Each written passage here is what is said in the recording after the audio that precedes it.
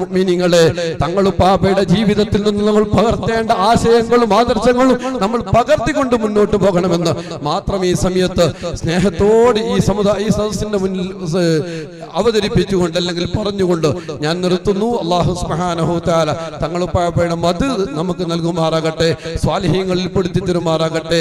പറയുന്നത് രഹസ്യവും പരസ്യവും ഉള്ളും പുറവും ജീവിതത്തിന്റെ മേഖലകൾ മുഴുവനും അല്ലാഹു തആല നന്നാക്കി തരട്ടെ.